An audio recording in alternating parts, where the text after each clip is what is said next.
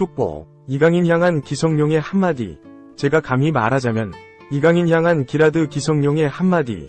현지 팬들 난리 난 상황 디귿디귿. 이강인, 23, PSG는 어떻게 B클럽 PSG의 관심을 끌었을까? 이강인의 PSG 첫 시즌은 3관왕으로 마무리됐다. 이강인은 리그에서 3골, 4도움을 올리며 PSG의 우승에 큰 기여를 했다. 시즌 전체로 보면 5골, 5도움으로 두 자릿수 공격 포인트를 달성했다. 특유의 날카로운 패스와 화려한 드리블은 이강인의 무기로 자리잡았다. 이강인은 PSG 첫 시즌에 팀의 핵심으로 성장했다. PSG의 리그 1 23경기에 출전한 이강인은 그중 18경기를 선발로 뛰었다. 나머지 5경기는 교체로 뛰었다. 이강인이 아시안컵 출전으로 한 달가량 자리를 비웠음을 감안할 때 PSG 전력의 핵심이었다고 해도 과언은 아니다. 브레이킹 더 라인스는 28일 이강인의 PSG 영입 비화를 공개했다. 이 매체는 마요르카는 시즌 내내 부진했고 이강인의 발전도 정체됐다. 아기레 감독이 부임하며 이강인이 빛날 수 있는 더 많은 자유를 부여했다. 이강인은 중앙과 측면에서 파괴적인 모습을 보였다. 시즌이 끝날 때 이강인은 드리블 90회 성공으로 유럽 5대 리그서 비니시우스, 메시, 도쿠에 이어 전체 4위를 차지했다. 이때부터 B클럽들의 관심을 끌었다고 공개했다. PSG가 이강인 영입에 가장 관심이 많았다. 브레이킹 더 라인스는 메시가 떠난 PSG는 새로운 핵심 전력을 원했다. 루이스 캄포스 단장이 나섰다. 이강인의 개인기라면 네이마르, 음바페와 호흡이 잘 맞을 것으로 봤다고 덧붙였다. 마요르카에서 보여준 이강인 드리블, B클럽 관심 끌었다. 이강인의 PSG 입단 비화. 이강인 영입은 성공적이다. PSG는 아시아 마케팅에도 성공했다. 이강인의 유니폼은 음바페에 이어 판매 2위에 올랐다. 대부분이 아시아 팬들이 구매한 것이었다. 한국에도 PSG 스토어가 열릴 정도로 열광적인 반응을 얻었다. 2. 수비 4명 바보 만든 이강인 환상 드리블. PSG 이달의 스킬 후보 올랐다. PSG는 29일 한국 시간 공식 SNS를 통해 5월 이달의 스킬 후보를 공개했다. 5월 한 달 동안 드리블, 속임 동작, 스프린트 등 선수들이 보여준 기술 중 최고를 뽑는 투표다. 후보에는 이강인도 있었다. 지난 5월 12일 툴루즈와의 2023에서 24시즌 프랑스 리그앙 33라운드에서 이강인이 보여준 드리블 장면이 포함됐다. 이강인은 당시 페널티 박스 앞쪽에서 동료의 패스를 받고 신들린 드리블로 단숨에 수비수를 제쳐냈다. 이강인 특유의 속임 동작이 돋보였다. 그를 둘러싼 수비수들은 발을 뻗어봤지만 역부족이었다. 툴루즈전 이강인은 좋은 활약을 펼쳤다. 62분을 소화하며 패스 성공률 86%, 37회 시도 -32회 성공, 기회 창출 2회, 드리블 성공 2회 등을 기록했다. 축구 통계 매체 반목은 이강인에게 평점 7.2점을 부여했다. 이강인은 이번 시즌을 앞두고 PSG로 이적했다. 확실한 주전은 아니었으나 선발과 벤치를 왔다 갔다 하며 팀에 일조했다. 리그에서는 23경기에 출전해 3골 4도움을 기록했고 유럽축구연맹, 우에파, 챔피언스리그, UCL에서도 9경기에 출전해 1골 1도움을 기록했다. 특히 조별리그에서 AC 밀란을 상대로 자신의 UCL 데뷔골을 뽑아내기도 했다. 무엇보다 우승 트로피를 3개나 들어 올렸다는 점이 고무적이다. 지난 1월 트로페 데 샹피옹, 프랑스 슈퍼컵 결승전에서 PSG는 툴루즈를 꺾었다. 당시 선발로 출전한 이강인은 이른 시간 선제골을 터뜨려 팀의 우승을 이끈 바 있다. 리그앙에서도 PSG의 적수는 없었다. 2위 AS 모나코와 승점 차이를 많이 벌린 PSG는 일찌감치 우승을 확정지었다. 사실상 우승을 확정지었던 31라운드 르 아브르전에서 이강인은 극장 어시스트로 팀의 동점골을 도왔었다. 이강인은 웃는 얼굴로 리그앙 트로피를 가족과 함께 들었다. 이강인의 세 번째 트로피는 쿠프 드 프랑스 결승전에서 나왔다. 지난 26일 PSG는 쿠프 드 프랑스 결승전에서 올림피크 리옹을 꺾었다. 파비안 루이즈와 우스망 덴벨레의 골에 힘입어 우승했다. 이강인은 교체로 투입돼 추가 시간까지 포함해 10분여를 뛰었다.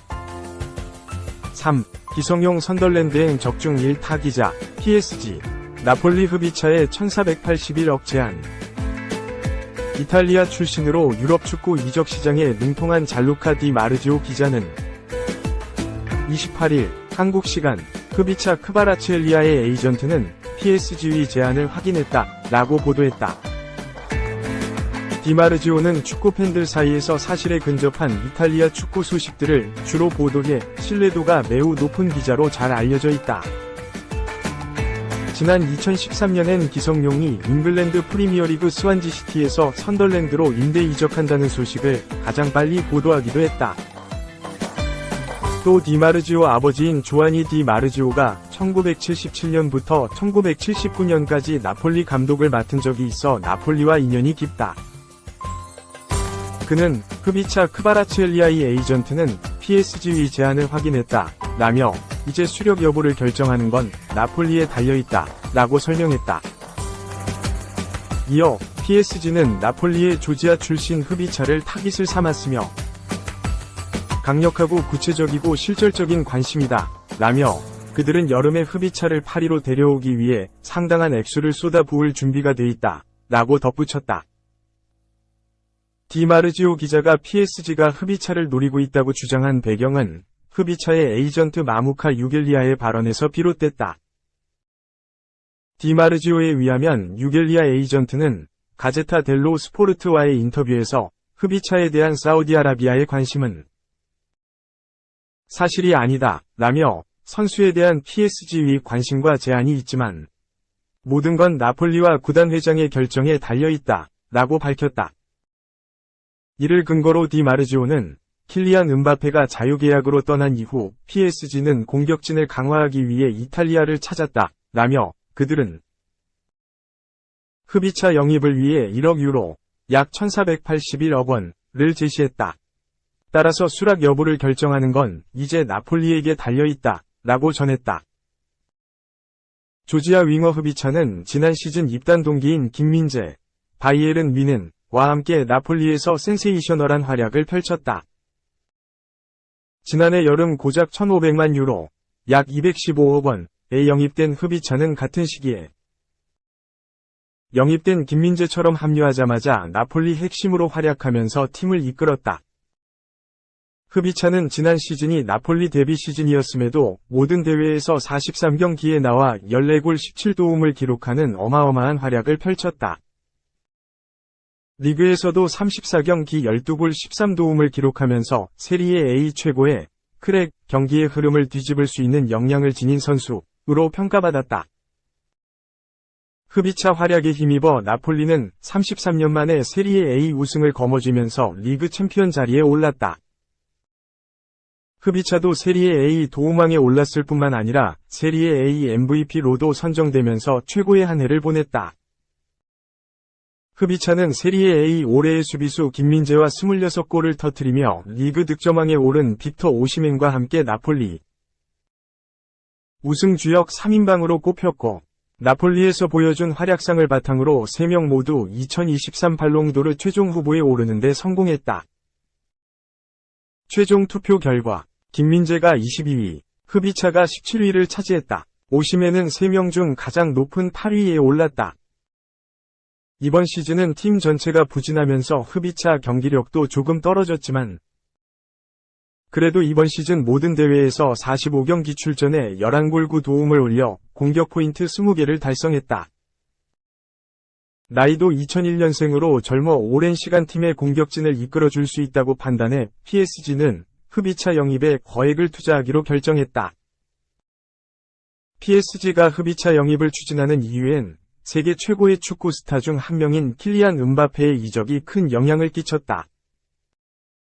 음바페는 이미 계약 연장을 거부하면서 2023에서 24시즌을 끄르로 PSG를 떠날 것이라고 공개적으로 밝혔다. 아직 차기 행선지는 정해지지 않았지만 스페인 라리가 명문 레알 마드리드가 매우 유력하다. 역할과 스타일은 다르지만 PSG는 흡이차 영입으로 음바페 공백을 메꿀 수 있을 거라 판단해 영입을 추진했다. 또 음바페와 작별하면서 음바페에게 들어가던 연봉이나 로열티 보너스, 세금 등 막대한 비용을 아끼게 됐다는 점도 흡이차 이적료로 천문학적인 금액을 제시할 수 있게 됐다. 한편 일부 국내 축구 팬들은 흡이차 영입이 다음 시즌 이강인에게 어떤 영향을 끼칠지 관심을 모았다. 이강인은 지난 시즌 좌우 측면 윙어와 미드필더를 오가며 다양한 포지션을 소화했다. 흡이차는 왼쪽 윙어로 많이 뛰는 선수이기에 흡이차가 합류할 경우 이강인은 반대쪽 윙어나 측면 미드필더로 기용될 가능성이 높다. 만약 이강인이 왼쪽 측면 미드필더로 출전한다면 왼쪽 라인에서 흡이차와 함께 호흡을 맞추고 반대편에서 뛸 경우 날카로운 패스나 크로스로 전방으로 쇄도하는 흡이차에게 기회를 만들어줄 것으로 예상된다. 영입이 성사될 경우 PSG에서 음바페와 좋은 호흡을 보여줬던 이강인이 흡이차와 어떤 플레이를 합작할 수 있을지 관심이 집중될 전망이다.